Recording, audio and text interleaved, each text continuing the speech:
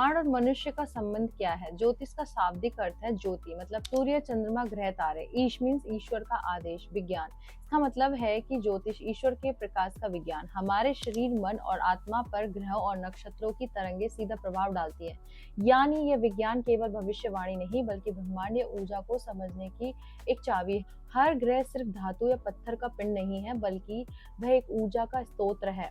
जैसे सूर्य आत्मा और चेतना का स्रोत है, चंद्र मन और भावनाओं का स्रोत है, शनि कर्म और न्याय के दर्पण है। इसी तरह से बृहस्पति जी ज्ञान और धर्म के प्रतीक है। इनकी तरंगे हमारे जीवन, सोच और आत्मिक यात्रा को प्रभावित करती। ज्योतिष आत्मज्ञान का साधन है। प्राचीन ऋषियों ने ज्योतिष को आत्मज्ञान और मुक्ति का साधन माना।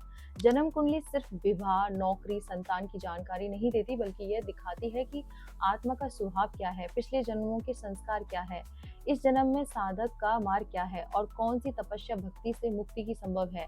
मतलब ये पूरे ब्रह्मांड का ज्ञान बताती है, जो आपके अंदर भी है और बाहर भी है। ज्योतिष आत्मा के सफर की रूपरेखा है, न कि सिर्फ दुनियावी इच्छाओं की गिनती। ज्योतिष में ब्रह्मांडीय ऊर्जा कैसे समाई है, इसको जानते हैं। मानव का शरीर जो उसके अंदर है, जिसको हम बोलते हैं सूक्ष्म ब्रह्मांड, लघु ब्रह्मांड। बाहरी आकाश, उसको बोलते हैं महाब्रह्मांड। जो तारे और ग्रह बाहर हैं, उनकी वही ऊर्जा हमारे भीतर के चक्रों और नाड़ियों में काम करती है। ज्योतिष इस संबंध को प्रकट करता है। चंद्रमा मन की तरंगे, सूर्य आत्मा की शक्ति, शनि मस्तिष्क और हड्डियां का धैर्य, शुक्र प्रेम और कला, मंगल शक्ति और साहस। इसलिए ज्योतिषों को केवल शादी, नौकरी, संतान तक सीमित करना इसका अपमान है। ये वास्तव में एक ऐसा ब्रह्मांडीय विज्ञान है जो आत्मा, मन, शरीर और परमात्मा सबको जोड़ता है। ये हमें सिखाता है कि मनुष्य ब्रह्मांड अलग नहीं, जो बाहर है वो भीतर है। समाज ज्योतिष को कैसे देखता है? असली ज्योतिष क्या है, इसकी ब्रह्मांडीय ऊर्जा कैसे जुड़ी है और इसे साधक को कैसे समझना चाहिए? ज्योतिष ब्रह्मांड का छिपा हुआ विज्ञान है। समाज ने ज्योतिष को बहुत छोटा बना दिया है। लोग सिर्फ यही पूछते हैं, शादी कब होगी, नौकरी कब मिलेगी, बच्चे कब होंगे। यानी ज्योतिष को केवल संसारिक सुविधाओं और इच्छाओं तक सीमित कर दिया गया है, क्योंकि उनके पास उतनी ही समझने की क्षमता है। असली ज्योतिष क्या है? ज्योति मतलब प्रकाश, सूर्य, चंद्र, ग्रह, तारे, ईश्वर का आदेश मतलब ईश्वर का विज्ञान। ज्योतिष का अर्थ ईश्वर के प्रकाश का विज्ञान। ये मनुष्य और ब्रह्मांड के बीच ऊर्जा का अद्भुत संबंध दिखाता है। इसलिए इसका असली उद्देश्य आत्मा का मार्ग, जीवन के संस्कार, कर्म फलों और मुक्ति का पथ बनाना। साधक को ज्योतिष को कैसे समझना चाहिए? केवल भविष्यवाणी के रूप में नहीं, इसे आत्मज्ञान और भक्ति के सहायक साधन के रूप में देखना चाहिए। ज्योतिष हमें बताता है आत्मा कहाँ से है, किन कर्मों से बंधी है, किस तपस्या से मुक्ति होगी और भक्ति का कौन सा मार्ग सबसे अनुकूल है। समाज कहता है ज्योतिष शादी, नौकरी, संतान। शास्त्र कहते हैं ज्योतिष आत्मा और ब्रह्मांड का अद्वितीय विज्ञान। इसमें ब्रह्मांडीय ऊर्जा समाई हुई है, जो हमारे जीवन को गाइड करती है। साधक को इससे आत्मज्ञान, कर्म समझ और भक्ति के लिए प्रयोग करना चाहिए, न कि सिर्फ सांसारिक इच्छाओं के। जन्म क्यों हुआ? शास्त्रों के अनुसार जन्म के कई कारण हो सकते हैं। पूर्व जन्म के कर्म, गीता 4, 5, 6 और 41 में कहा गया है कि आत्मा कई जन्मों से गुजरती है। हर जन्म पिछले कर्मों का परिणाम है। अच्छे और बुरे कर्म मिलकर आत्मा को नया शरीर देते हैं। अधूरे संस्कार और इच्छाएं, यदि पिछले जन्म में कोई इच्छा अधूरी रह गई है या कोई साधना अधूरी रह गई है, तो आत्मा पुनः जन्म लेती है। भागवत पुराण में कहा गया है कि भक्ति अधूरी रहने पर भी साधक को पुनः जन्म मिलता है, ताकि वह साधना पूरी कर सके। ईश्वर की योजना और परीक्षा, कभी जन्म सिर्फ कर्म फल भोगने के लिए नहीं, बल्कि दूसरों का उद्धार करने, संदेश देने या परीक्षा सहने के लिए भी होता है। जैसे प्रहलाद जी, मीरा, संत कबीर का जन्म, ये केवल उनके लिए नहीं बल्कि मानवता के लिए था। किससे पता चलता है कि क्यों जन्म हुआ? साधक को संकेत मिलते हैं। जब कोई साधक आत्मचिंतन, ध्यान, भक्ति करता है, तो उसे भीतर से संकेत मिलते हैं कि उसका जीवन किस दिशा में है। कई बार जीवन की घटनाएं, कष्ट और अवसर बताते हैं कि आत्मा किस के लिए आई है। गुरु और शास्त्र की कृपा से अकेले मनुष्य सब कुछ नहीं समझ सकता। गुरु, संत और शास्त्र आत्मा का दर्पण बनते हैं और बताते हैं कि जीवन का वास्तविक उद्देश्य क्या है। जब भक्त सच्ची श्रद्धा से भगवान को ध्यान करता है, तो भीतर से दिव्य अनुभूति होती है कि मेरा जीवन केवल भक्ति और सेवा के लिए है। यही जन्म का असली रहस्य खोलता है। गीता 18 और 66, सर्वधर्मान परित्यज्य मामेकम शरणम व्रज। यानी बाकी सब कर्तव्य निभाते हुए भी जीवन का असली लक्ष्य भगवान की शरण है। कर्म करते हुए आसक्ति छोड़ो, काम, परिवार, समाज सब करो, लेकिन भीतर से निर्लिप्त रहो।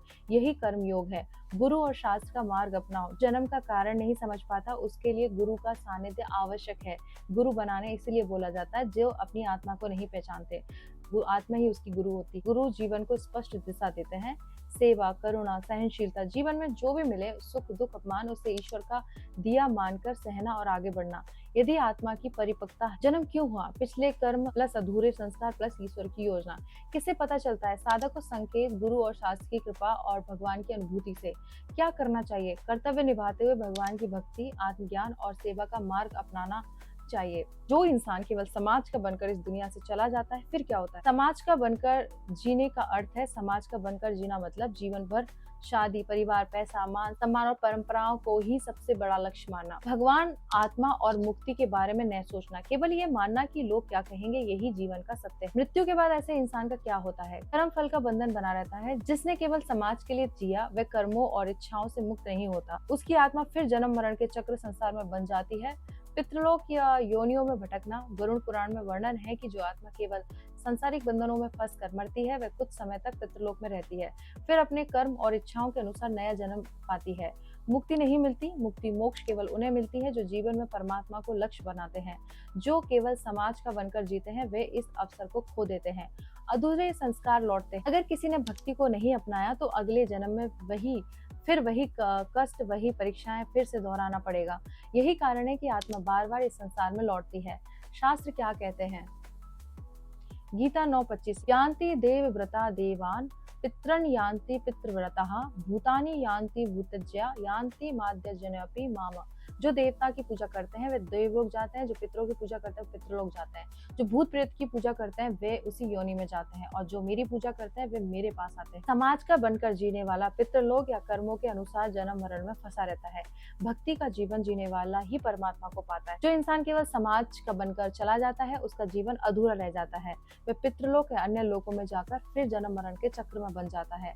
मुक्ति और शांति केवल उन्हें मिलती है जो सामाजिक कर्तव्यों के साथ साथ भक्ति को सर्वोच्च लक्ष्य मानते हैं।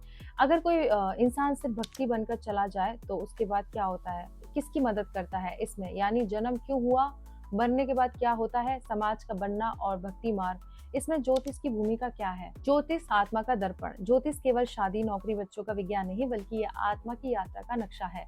कुंडली हमें बताती है कि आत्मा क्यों जन्मी है, पिछले कर्म क्या है, इस जन्म का मूल कार्य, धर्म, कर्तव्य क्या है और किस मार्ग से आत्मा को शांति या मुक्ति पाएगी। ज्योतिष किसकी मदद करता है? साधारण इंसान की जो सिर्फ सामाजिक जीवन जी रहा है उसके लिए ज्योतिष मार्गदर्शन करता है। कौन सा समय शुभ है, कौन सा कर्म कठिनाई देगा, किस तरह जीवन के निर्णय लेना चाहिए। भक्त के लिए ज्योतिष भी और भी गहरा हो जाता है।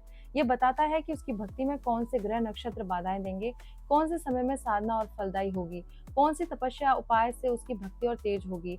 आत्मा की यात्रा समझने वालों साधक केवल मुक्ति चाहते हैं कि किस जन्म में कौन सा संस्कार अधूरा है, किस तरह से के कर्म बंधन उसे रोक रहे हैं और कब कैसे वह मुक्त हो सकता है। ज्योतिष मदद कैसे करता है? कर्म समझने में। ये बताता है कि किस क्षेत्र में पिछले जन्म का बंधन है। सही समय पहचानने में सब ग्रहों की ऊर्जा अनुकूल होती है, तब भक्ति, ध्यान, विवाह या कर्म सरल हो जाते हैं। उपाय और साधना में मंत्र, दान, व्रत या साधना, ये सब ज्योतिष की सुझाता है ताकि आत्मा का मार्ग साफ हो सके। भक्त के लिए ज्योतिष साधना और भक्ति को गहरा करने में मदद करता है। साधक मुमुक्षु के लिए ज्योतिष आत्मा के उद्देश्य और मुक्ति के मार्ग को स्पष्ट करता है। सिर्फ भविष्यवाणी के लिए नहीं बल्कि आत्मा को ब्रह्मांड से जोड़ने वाले विज्ञान के रूप में। ज्योतिष भक्ति मुक्ति चाहने वाले के लिए सबसे बड़ा सहायक कैसे है? ज्योतिष भक्ति मुक्ति चाहने वालों के लिए सबसे बड़ा सहायक कैसे है? हर आत्मा का जन्म सिर्फ भौतिक इच्छाओं के लिए नहीं होता। कई आत्माएं केवल भक्ति को पूरा करने या अधूरी साधना को आगे बढ़ाने के लिए जन्म लेती हैं। ज्योतिष कुंडली ये बताती है आत्मा पिछले जन्म में कहाँ तक पहुंची थी, कौन सी अधूरी साधना और इस जन्म में उसका मूल उद्देश्य क्या है। इससे साधक को समझ आता है कि उसका जीवन भक्ति के लिए है या केवल भौतिक कर्तव्यों के लिए। भक्ति में बाधाएं दिखाता है। कुंडली बताती है कि किस ग्रह की स्थिति साधना में रुकावट डाल सकती है। चंद्रमा शांत हो तो मन ध्यान में नहीं लगेगा। शनि का दुष्प्रभाव हो तो अधिक दुख और परीक्षा आएंगी। राहु केतु का प्रभाव हो तो मोह और भ्रम पैदा होगा। ज्योतिष स्पष्ट करता है कि भक्ति की राह में कौन सी परीक्षाएं आएंगी और उनसे कैसे निकलना होता है। यह साधक को पहले ही सावधान कर देता है। सही समय बताता है। हर साधना, व्रत, तपस्या, अनुष्ठान का अपना सही समय मुहूर्त होता है।